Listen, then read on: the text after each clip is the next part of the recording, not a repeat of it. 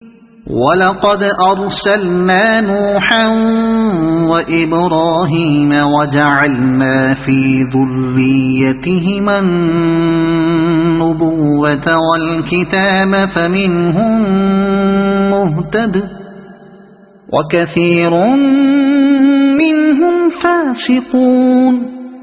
ہم نے نوح اور ابراہیم کو بھیجا اور ان دونوں کی نسل میں نبوت اور کتاب رکھ دی، پھر ان کی اولاد میں سے کسی نے ہدایت اختیار کی اور بہت سے فاسق ہو گئے۔ ہم نے اب یہ بتایا جا رہا ہے کہ محمد صلی اللہ علیہ وسلم سے پہلے جو رسول بینات اور کتاب اور میزان لے کر آئے تھے ان کے ماننے والوں میں کیا بگاڑ پیدا ہوا؟ کتاب رکھ دی، یعنی جو رسول بھی اللہ کی کتاب لے کر آئے وہ حضرت نوح کی اور ان کے بعد حضرت ابراہیم کی نسل سے تھے، فاسق ہو گئے یعنی نافرمان ہو گئے، اللہ کی اطاعت کے دائرے سے نکل گئے۔ ثم قفینا علی آثارهم برسلنا وقفینا بعیسی ابن مریم وآتيناه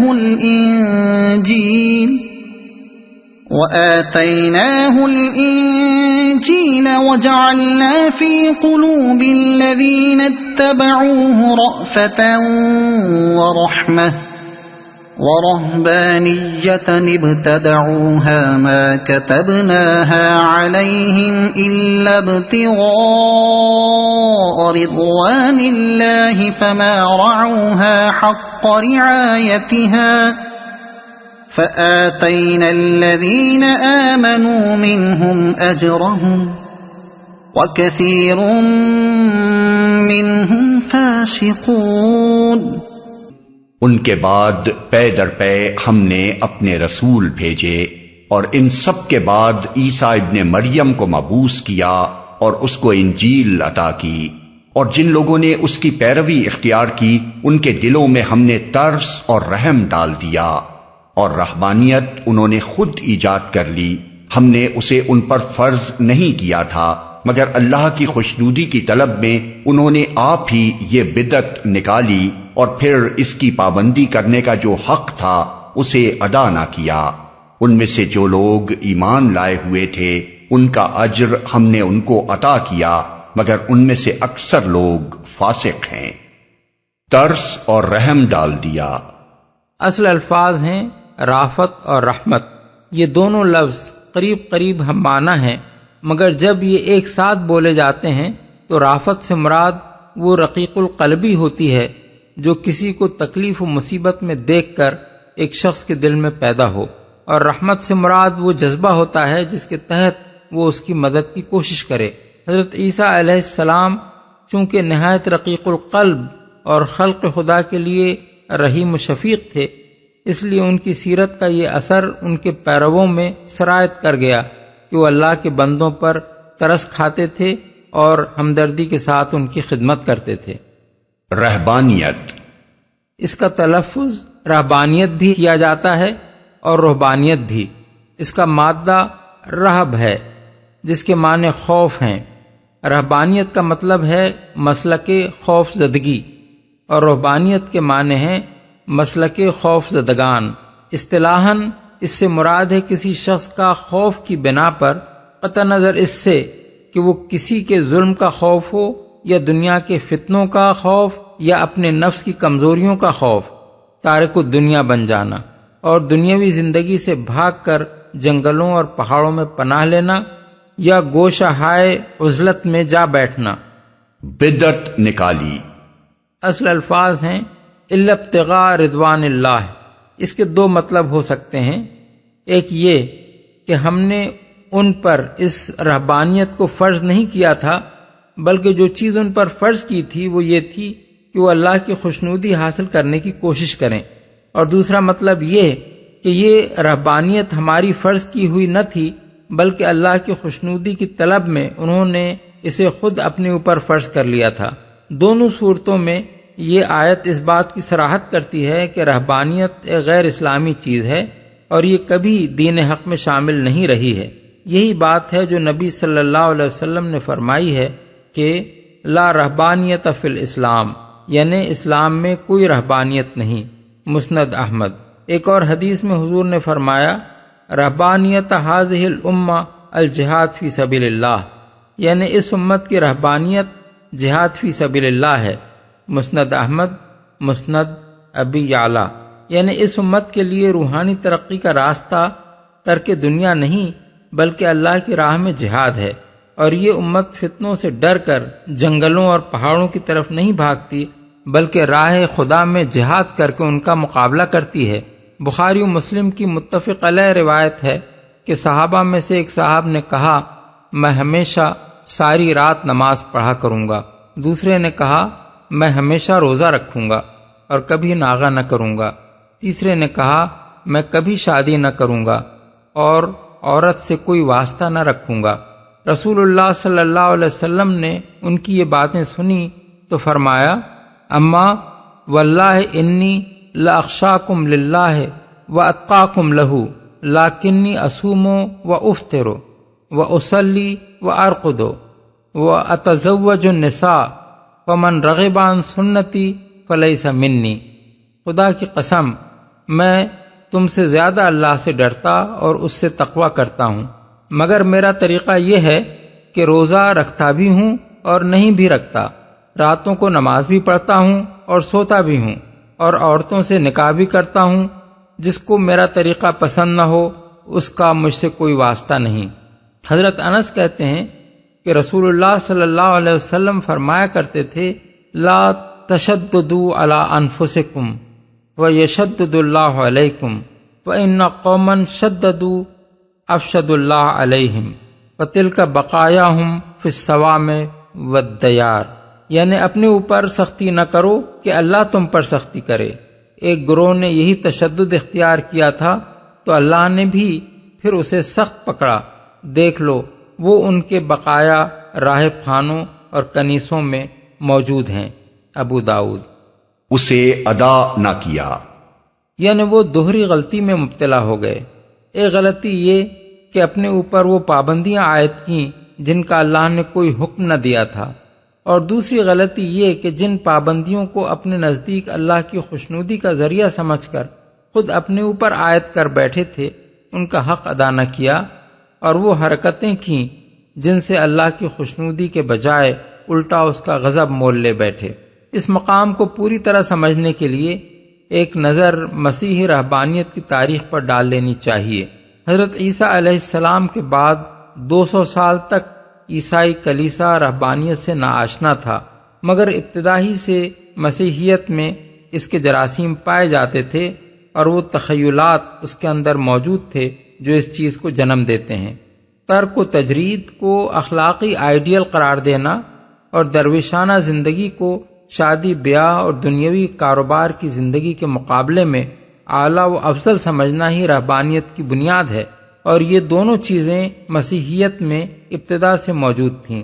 خصوصیت کے ساتھ تجرد کو تقدس کا ہم معنی سمجھنے کی وجہ سے کلیسا میں مذہبی خدمات انجام دینے والوں کے لیے یہ بات ناپسندیدہ خیال کی جاتی تھی کہ وہ شادی کریں، بال بچوں والے ہوں اور خانہ داری کے بکھیڑوں میں پڑیں۔ اسی چیز نے 3 صدی تک پہنچتے پہنچتے ایک فتنے کی شکل اختیار کر لی اور رہبانیت ایک وبا کی طرح مسیحیت میں پھیلنی شروع ہوئی۔ تاریخی طور پر اس کے 3 بڑے اسباب تھے۔ ایک یہ کہ قدیم مشرک سوسائٹی میں شہوانیت، بدکرداری اور دنیا پرستی جس شدت کے ساتھ پھیلی ہوئی تھی، اس کا توڑ کرنے کے لیے عیسائی علماء نے اعتدال کی راہ اختیار کرنے کے بجائے انتہا پسندی کی راہ اختیار کی۔ انہوں نے عفت پر اتنا زور دیا کہ عورت اور مرد کا تعلق بجائے خود نجس قرار پا گیا، خواہ وہ نکاحی کی صورت میں ہو۔ انہوں نے دنیا پرستی کے خلاف اتنی شدت برتی کہ آخر کار ایک دیندار آدمی کے لیے سرے سے کسی قسم کی املاک رکھنا ہی گناہ بن گیا، اور اخلاق کا معیار یہ ہو گیا کہ آدمی بالکل مفلس اور ہر لحاظ سے تارک الدنیا ہو۔ اسی طرح مشرک سوسائٹی کی لذت پرستی کے جواب میں وہ اس انتہا پر جا پہنچے کہ ترک لذات، نفس کو مارنا اور خواہشات کا قلع قمع کر دینا اخلاق کا مقصود بن گیا، اور طرح طرح کی ریاضتوں سے جسم کو اذیتیں دینا آدمی کی روحانیت کا کمال اور اس کا ثبوت سمجھا جانے لگا۔ دوسرے یہ کہ مسیحیت جب کامیابی کے دور میں داخل ہو کر عوام میں پھیلنی شروع ہوئی تو اپنے مذہب کی توسیع و اشاعت کے شوق میں کلیسا ہر اس برائی کو اپنے دائرے میں داخل کرتا چلا گیا جو عام لوگوں میں مقبول تھی۔ اولیاء پرستی نے قدیم معبودوں کی جگہ لے لی۔ ہورس اور آئسس کے مجسموں کی جگہ مسیح اور مریم کے بت پوجے جانے لگے۔ سیٹرنیلیا کی جگہ کرسمس کا تہوار منایا جانے لگا۔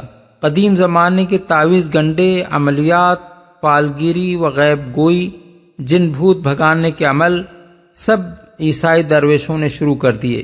اسی طرح چونکہ عوام اس شخص کو خدا رسیدہ سمجھتے تھے جو گندا اور ننگا ہو اور کسی بھٹ یا کھوہ میں رہے، اس لیے عیسائی کلیسا میں ولایت کا یہی تصور مقبول ہو گیا، اور ایسے ہی لوگوں کی کرامتوں کے قصوں سے عیسائیوں کے ہاں تذکرۃ الاولیاء قسم کی کتابیں لبریز ہو گئیں۔ تیسرے یہ کہ عیسائیوں کے پاس دین کی سرحدیں متعین کرنے کے لیے کوئی مفصل شریعت اور کوئی واضح سنت موجود نہ تھی۔ شریعت موسوی کو وہ چھوڑ چکے تھے اور تنہا انجیل کے اندر کوئی مکمل ہدایت نامہ نہ پایا جاتا تھا۔ اس لیے مسیح علماء کچھ باہر کے فلسفوں اور طور طریقوں سے متاثر ہو کر اور کچھ خود اپنے رجحانات کی بنا پر طرح طرح کی بدعتیں دین میں داخل کرتے چلے گئے۔ رہبانیت بھی انہی بدعتوں میں سے ایک تھی۔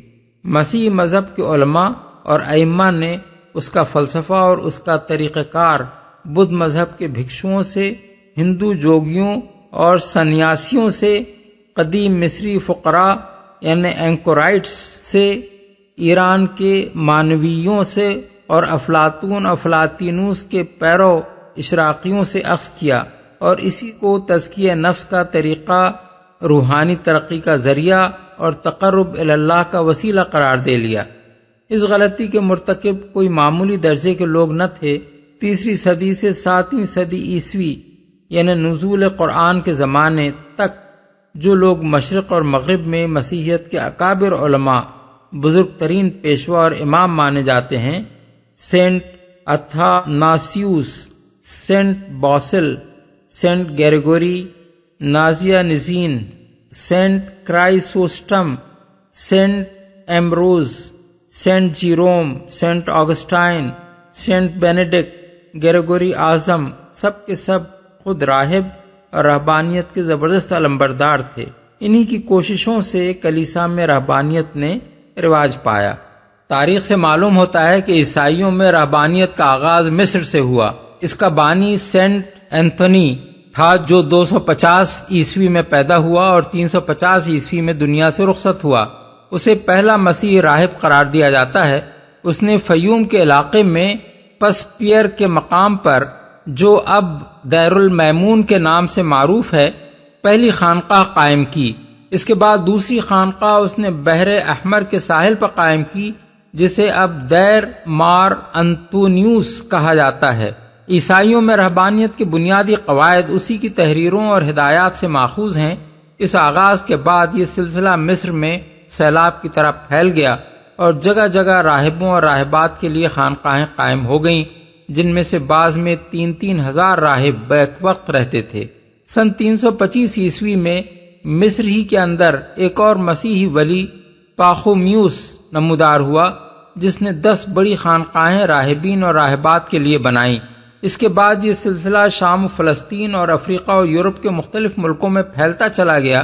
کلیسائی نظام کو اول اس رہبانیت کے معاملے میں سخت الجھن سے سابقہ پیش آیا، کیونکہ وہ ترک دنیا اور تجرد اور غریبی و مفلسی کو روحانی زندگی کا آئیڈیل تو سمجھتا تھا، مگر راہبوں کی طرح شادی بیاہ اور اولاد پیدا کرنے اور ملکیت رکھنے کو گناہ بھی نہ ٹھہرا سکتا تھا۔ بالآخر سینٹ اتھاناسیوس متوفی 373 عیسوی، سینٹ باسل متوفی 379 عیسوی، سینٹ آگسٹائن متوفی 430 عیسوی اور گریگوری اعظم متوفی 609 عیسوی جیسے لوگوں کے اثر سے رہبانیت کے بہت سے قواعد چرچ کے نظام میں باقاعدہ داخل ہو گئے۔ اس راہبانہ بدعت کی چند خصوصیات تھیں جنہیں ہم اختصار کے ساتھ بیان کرتے ہیں۔ نمبر 1، سخت ریاضتوں اور نت نئے طریقوں سے اپنے جسم کو اذیتیں دینا۔ اس معاملے میں ہر راہب دوسرے پر سبقت لے جانے کی کوشش کرتا تھا۔ عیسائی اولیاء کے تذکروں میں ان لوگوں کے جو کمالات بیان کیے گئے ہیں وہ کچھ اس قسم کے ہیں۔ اسکندریہ کا سینٹ مکاریوس ہر وقت اپنے جسم پر 80 پاؤنڈ کا بوجھ اٹھائے رکھتا تھا۔ 6 مہینے تک وہ ایک دلدل میں سوتا رہا اور زہریلی مکھیاں اس کے برہنہ جسم کو کاٹتی رہیں۔ اس کے مرید سینٹ یوسیبیوس نے پیر سے بھی بڑھ کر ریاضت کی۔ وہ 150 پاؤنڈ کا بوجھ اٹھائے پھرتا تھا اور 3 سال تک ایک خشک کنویں میں پڑا رہا۔ سینٹ سابیوس صرف وہ مکئی کھاتا تھا جو مہینہ بھر پانی میں بھیگ کر بدبودار ہو جاتی تھی۔ سینٹ بیساریون 40 دن تک خاردار جھاڑیوں میں پڑا رہا اور 40 سال تک اس نے زمین کو پیٹھ نہیں لگائی۔ سینٹ پاخومیوس نے 15 سال اور ایک روایت کے مطابق 50 سال زمین کو پیٹھ لگائے بغیر گزار دیے۔ ایک ولی سینٹ جان 3 سال تک عبادت میں کھڑا رہا۔ اس پوری مدت میں وہ نہ کبھی بیٹھا نہ لیٹا، آرام کے لیے بس ایک چٹان کا سہارا لے لیتا تھا اور اس کی غذا صرف وہ تبرک تھا جو ہر اتوار کو اس کے لیے لایا جاتا تھا۔ سینٹ سیمیون اسٹائلائٹ 390 تا 449 عیسوی، جو عیسائیوں کے اولیاء کبار میں شمار ہوتا ہے، ہر ایسٹر سے پہلے پورے 40 دن فاقہ کرتا تھا۔ ایک دفعہ وہ پورے 1 سال تک ایک ٹانگ پر کھڑا رہا۔ بعض اوقات وہ اپنی خانقاہ سے نکل کر ایک کنویں میں جا رہتا تھا۔ آخر کار اس نے شمالی شام کے قلعہ سیمان کے قریب 60 فٹ بلند ایک ستون بنوایا جس کا بالائی حصہ صرف 3 فٹ کے گھیر میں تھا اور اوپر کٹہرا بنا دیا گیا تھا۔ اس ستون پر اس نے پورے 30 سال گزار دیے۔ دھوپ، بارش، سردی، گرمی سب اس پر سے گزرتی رہتی تھیں اور وہ کبھی ستون سے نہ اترتا تھا۔ اس کے مرید سیڑھی لگا کر اس کو کھانا پہنچاتے اور اس کی گندگی صاف کرتے تھے۔ پھر اس نے ایک رسی لے کر اپنے آپ کو اس ستون سے باندھ لیا، یہاں تک کہ رسی اس کے گوشت میں پیوست ہو گئی۔ گوشت سڑ گیا اور اس میں کیڑے پڑ گئے۔ جب کوئی کیڑا اس کے پھوڑوں سے گر جاتا تو وہ اسے اٹھا کر پھر پھوڑے ہی میں رکھ لیتا اور کہتا، کھا جو کچھ خدا نے تجھے دیا ہے۔ مسیحی عوام دور دور سے اس کی زیارت کے لیے آتے تھے۔ جب وہ مرا تو مسیحی عوام کا فیصلہ یہ تھا کہ وہ عیسائی ولی کی بہترین مثال تھا۔ اس دور کے عیسائی اولیاء کی جو خوبیاں بیان کی گئی ہیں وہ ایسی ہی مثالوں سے بھری پڑی ہیں۔ کسی ولی کی تعریف یہ تھی کہ 30 سال تک وہ بالکل خاموش رہا اور کبھی اسے بولتے نہ دیکھا گیا۔ کسی نے اپنے آپ کو ایک چٹان سے باندھ رکھا تھا، کوئی جنگلوں میں مارا مارا پھرتا اور گھاس پھوس کھا کر گزارا کرتا، کوئی بھاری بوجھ ہر وقت اٹھائے پھرتا، کوئی طوق و سلاسل سے اپنے اعضاء جکڑے رکھتا۔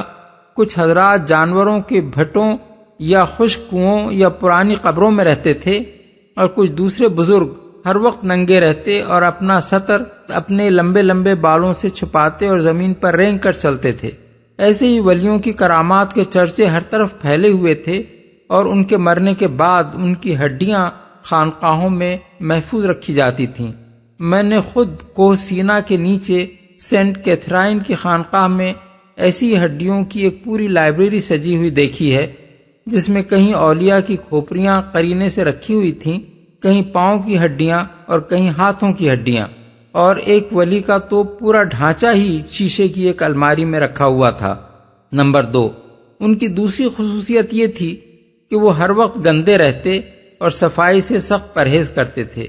نہانا یا جسم کو پانی لگانا ان کے نزدیک خدا پرستی کے خلاف تھا۔ جسم کی صفائی کو وہ روح کی نجاست سمجھتے تھے۔ سینٹ اتھاناسیوس بڑی عقیدت کے ساتھ سینٹ اینتھونی کی یہ خوبی بیان کرتا ہے کہ اس نے مرتے دم تک کبھی اپنے پاؤں نہیں دھوئے۔ سینٹ ابراہام جب سے داخل مسیحیت ہوا پورے 50 سال اس نے نہ منہ دھویا نہ پاؤں۔ ایک مشہور راہبہ کنواری سلویا نے عمر بھر اپنی انگلیوں کے سوا جسم کے کسی حصے کو پانی نہ لگنے دیا۔ ایک کانوینٹ کی 130 راہبات کی تعریف میں لکھا ہے کہ انہوں نے کبھی اپنے پاؤں نہیں دھوئے اور غسل کا تو نام سن کر ہی ان کے بدن پر لرزہ چڑھ جاتا تھا۔ نمبر 3، اس رہبانیت نے ازدواجی زندگی کو عملاً بالکل حرام کر دیا اور نکاح کے رشتے کو کاٹ پھینکنے میں سخت بے دردی سے کام لیا۔ 4 اور 5ویں صدی کی تمام مذہبی تحریریں اس خیال سے بھری ہوئی ہیں کہ تجرد سب سے بڑی اخلاقی قدر ہے اور عفت کے معنی یہ ہیں کہ آدمی جنسی تعلق سے قطعی احتراز کرے، خواہ وہ میاں اور بیوی کا تعلق ہی کیوں نہ ہو۔ پاکیزہ روحانی زندگی کا کمال یہ سمجھا جاتا تھا کہ آدمی اپنے نفس کو بالکل مار دے اور اس میں جسمانی لذت کی کوئی خواہش تک باقی نہ چھوڑے۔ ان لوگوں کے نزدیک خواہش کو مار دینا اس لیے ضروری تھا کہ اس سے حیوانیت کو تقویت پہنچتی ہے۔ ان کے نزدیک لذت اور گناہ ہم معنی تھے، حتیٰ کہ مسرت بھی ان کی نگاہ میں خدا فراموشی کے مترادف تھی۔ سینٹ باسل ہنسنے اور مسکرانے تک کو ممنوع قرار دیتا ہے۔ انہی تصورات کی بنا پر عورت اور مرد کے درمیان شادی کا تعلق ان کے ہاں قطعی نجس قرار پا گیا تھا۔ راہب کے لیے ضروری تھا کہ وہ شادی کرنا تو درکنار عورت کی شکل تک نہ دیکھے، اور اگر شادی شدہ ہو تو بیوی کو چھوڑ کر نکل جائے۔ مردوں کی طرح عورتوں کے دل میں بھی یہ بات بٹھائی گئی تھی کہ وہ اگر آسمانی بادشاہت میں داخل ہونا چاہتی ہیں تو ہمیشہ کنواری رہیں، اور شادی شدہ ہوں تو اپنے شوہروں سے الگ ہو جائیں۔ سینٹ جیروم جیسا ممتاز مسیح عالم کہتا ہے کہ جو عورت مسیح کی خاطر راہبہ بن کر ساری عمر کنواری رہے وہ مسیح کی دلہن ہے، اور اس عورت کی ماں کو خدا یعنی مسیح کی ساس یعنی mother in law of God ہونے کا شرف حاصل ہے۔ ایک اور مقام پر سینٹ جیروم کہتا ہے کہ عفت کی کلہاڑی سے ازدواجی تعلق کی لکڑی کو کاٹ پھینکنا سالک کا اولین کام ہے۔ ان تعلیمات کی وجہ سے مذہبی جذبہ طاری ہونے کے بعد ایک مسیحی مرد یا ایک مسیحی عورت پر اس کا پہلا اثر یہ ہوتا تھا کہ اس کی خوشگوار ازدواجی زندگی ہمیشہ کے لیے ختم ہو جاتی تھی، اور چونکہ مسیحیت میں طلاق و تفریق کا راستہ بند تھا اس لیے نکاح کے رشتے میں رہتے ہوئے میاں اور بیوی ایک دوسرے سے جدا ہو جاتے تھے۔ سینٹ نائلس 2 بچوں کا باپ تھا۔ جب اس پر رہبانیت کا دورہ پڑا تو اس کی بیوی روتی رہ گئی اور وہ اس سے الگ ہو گیا۔ سینٹ امون نے شادی کی پہلی رات ہی اپنی دلہن کو ازدواجی تعلق کی نجاست پر واعظ سنایا، اور دونوں نے بالاتفاق طے کر لیا کہ جیتے جی ایک دوسرے سے الگ رہیں گے۔ سینٹ ابراہم شادی کی پہلی رات ہی اپنی بیوی کو چھوڑ کر فرار ہو گیا۔ یہی حرکت سینٹ الیکسس نے کی۔ اس طرح کے واقعات سے عیسائی اولیاء کے تذکرے بھرے پڑے ہیں۔ کلیسا کا نظام 3 صدیوں تک اپنے حدود میں ان انتہا پسندانہ تصورات کی کسی نہ کسی طرح مزاحمت کرتا رہا۔ اس زمانے میں ایک پادری کے لیے مجرد ہونا لازم نہ تھا۔ اگر اس نے پادری کے منصب پر فائز ہونے سے پہلے شادی کر رکھی ہو تو وہ بیوی کے ساتھ رہ سکتا تھا، البتہ تقرر کے بعد شادی کرنا اس کے لیے ممنوع تھا۔ نیز کسی ایسے شخص کو پادری مقرر نہیں کیا جا سکتا تھا جس نے کسی بیوہ یا مطلقہ سے شادی کی ہو، یا جس کی 2 بیویاں ہوں، یا جس کے گھر میں لونڈی ہو۔ رفتہ رفتہ 4 صدی میں یہ خیال پوری طرح زور پکڑ گیا کہ جو شخص کلیسا میں مذہبی خدمات انجام دیتا ہو اس کے لیے شادی شدہ ہونا بڑی گھناؤنی بات ہے۔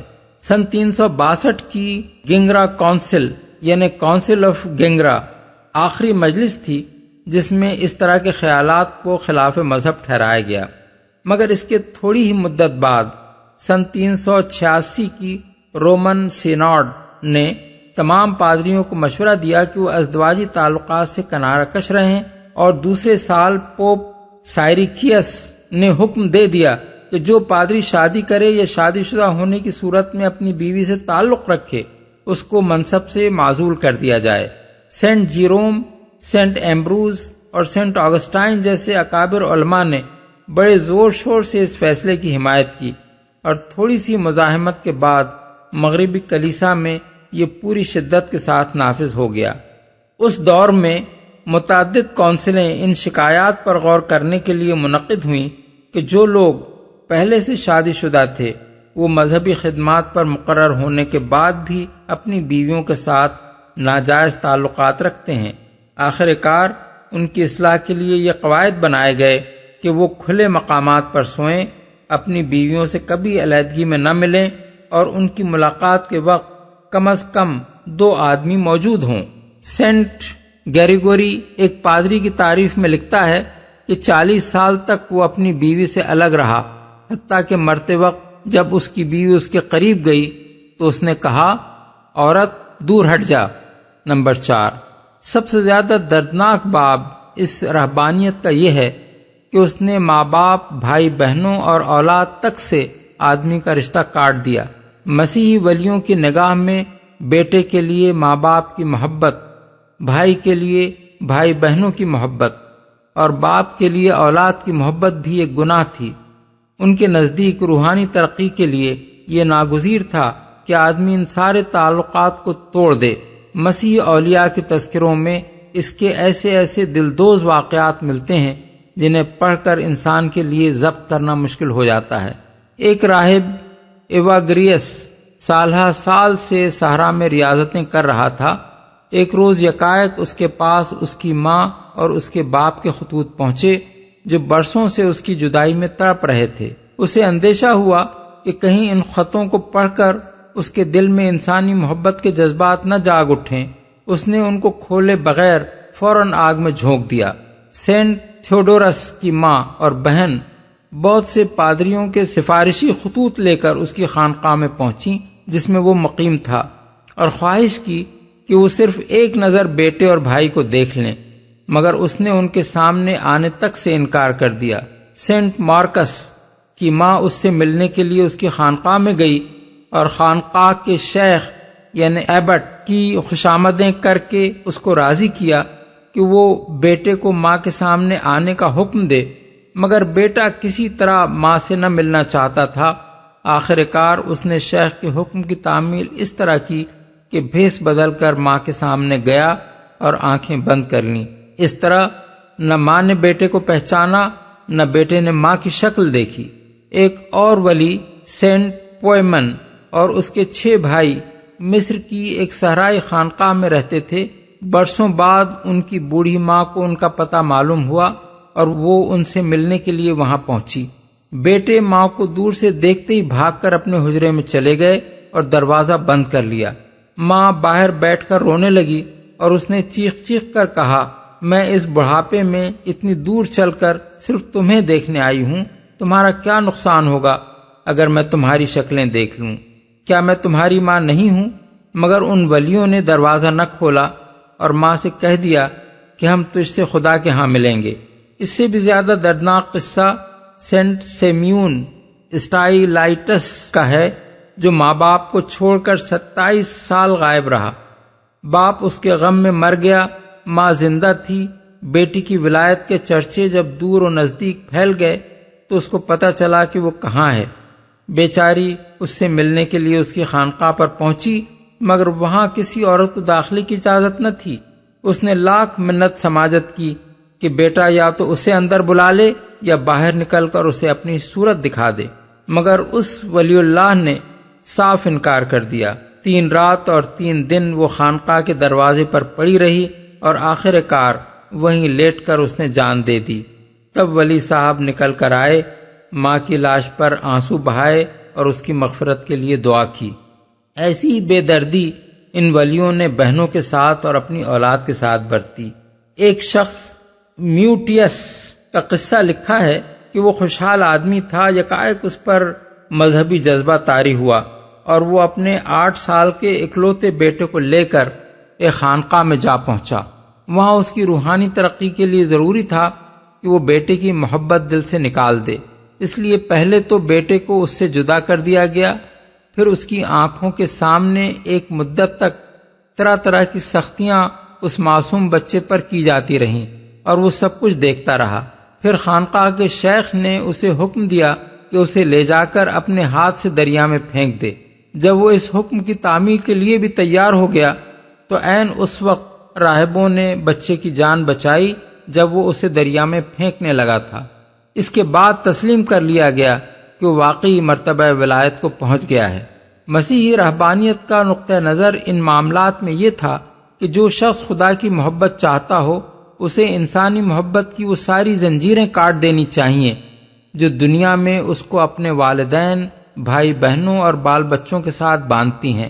سینٹ جیروم کہتا ہے کہ اگرچہ تیرا بھتیجا تیرے گلے میں باہیں ڈال کر تجھ سے لپٹے، اگرچہ تیری ماں اپنے دودھ کا واسطہ دے کر تجھے روکے، اگرچہ تیرا باپ تجھے روکنے کے لیے تیرے آگے لیٹ جائے، پھر بھی تو سب کو چھوڑ کر اور باپ کے جسم کو روند کر ایک آنسو بہائے بغیر صلیب کے جھنڈے کی طرف دوڑ جا۔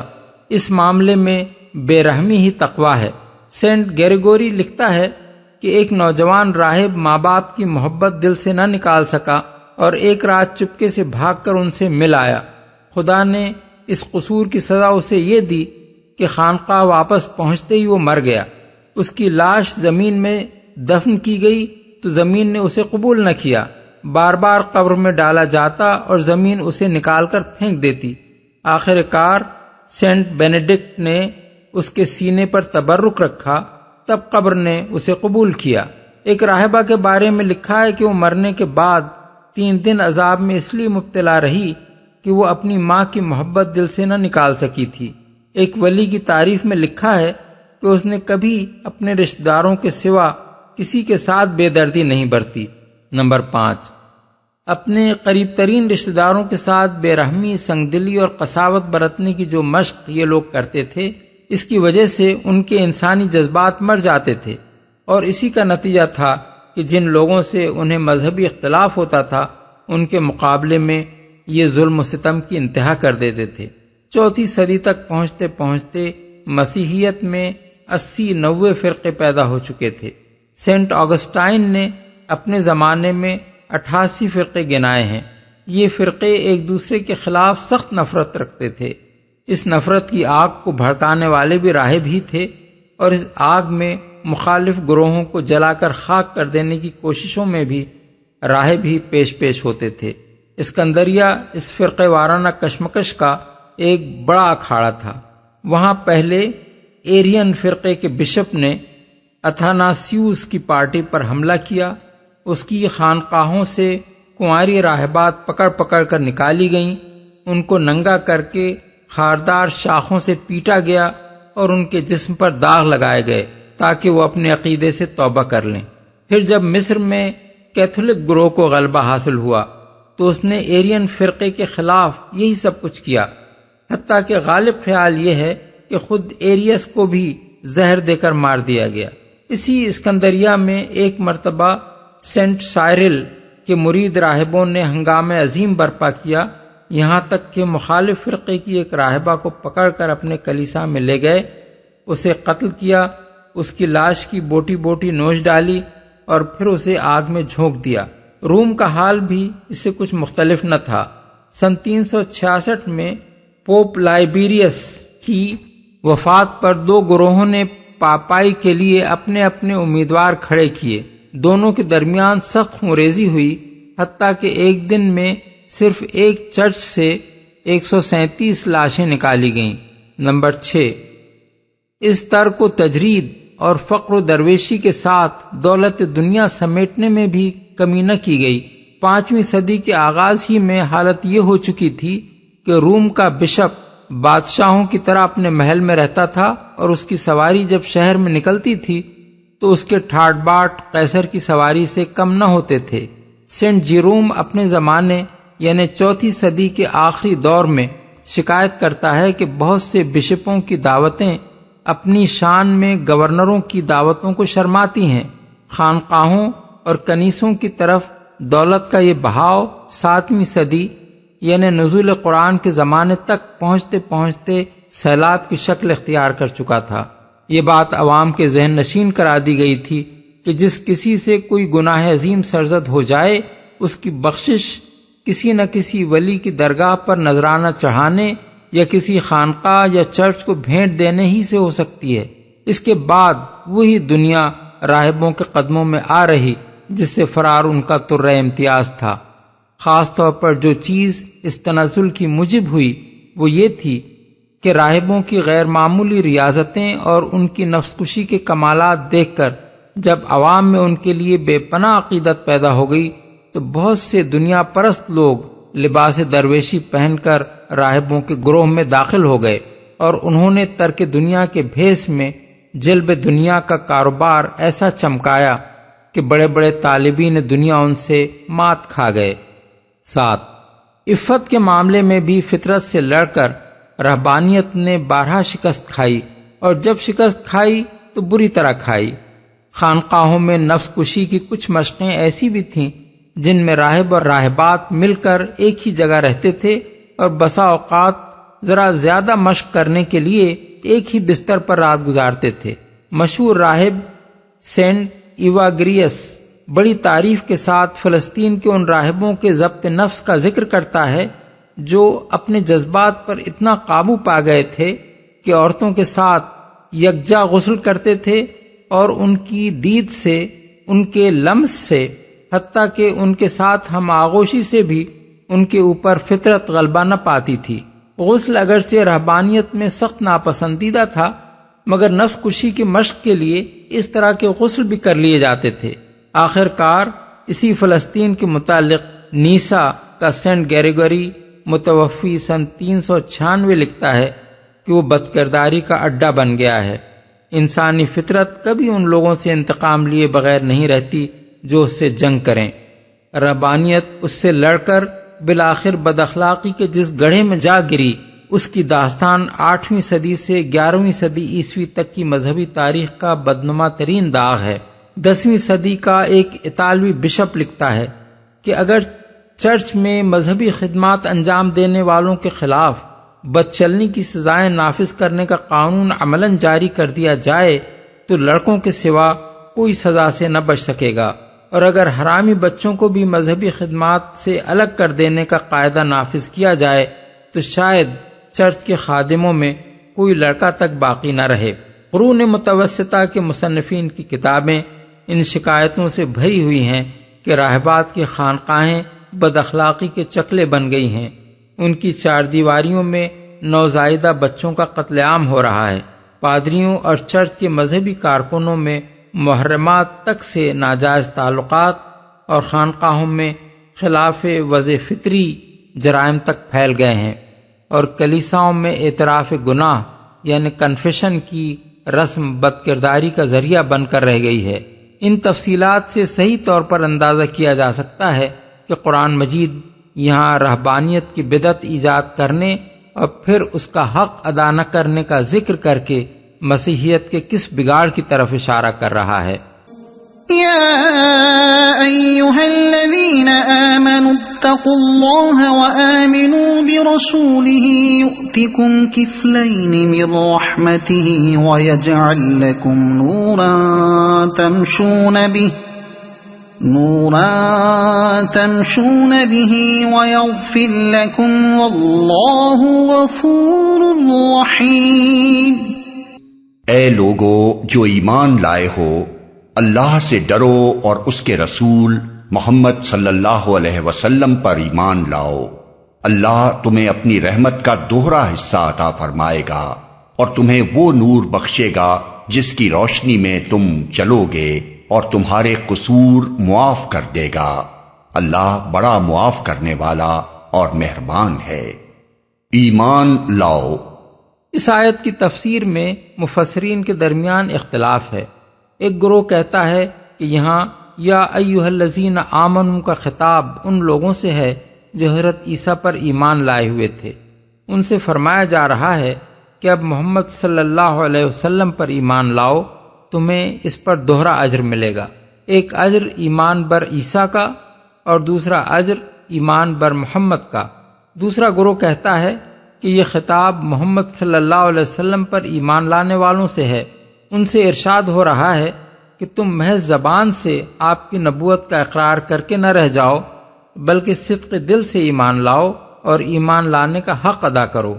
اس پر تمہیں دوہرا اجر ملے گا، ایک اجر کفر سے اسلام کی طرف آنے کا اور دوسرا اجر اسلام میں اخلاص اختیار کرنے اور اس پر ثابت قدم رہنے کا۔ پہلی تفسیر کی تائید سورہ قصص کی آیات 52 تا 54 کرتی ہیں، اور مزید برآں اس کی تائید حضرت ابو موسیٰ اشعری کی یہ روایت بھی کرتی ہے کہ نبی صلی اللہ علیہ وسلم نے فرمایا 3 آدمی ہیں جن کے لیے دوہرا اجر ہے۔ ان میں سے ایک ہے رجل من اہل الکتاب آمن بنبیہ و آمن بمحمد، یعنی اہل کتاب میں سے وہ شخص جو اپنے سابق نبی پر ایمان رکھتا تھا اور پھر محمد صلی اللہ علیہ وسلم پر بھی ایمان لے آیا، بخاری و مسلم۔ دوسری تفسیر کی تائید سورہ سبا کی آیت 37 کرتی ہے، جس میں فرمایا گیا ہے کہ مومنین صالحین کے لیے دگنا اجر ہے۔ دلیل کے اعتبار سے دونوں تفسیروں کا وزن مساوی ہے، لیکن آگے کے مضمون پر غور کیا جائے تو معلوم ہوتا ہے کہ دوسری تفسیر ہی اس مقام سے زیادہ مناسبت رکھتی ہے، بلکہ در حقیقت اس صورت کا پورا مضمون از اول تا آخر اسی تفسیر کی تائید کرتا ہے۔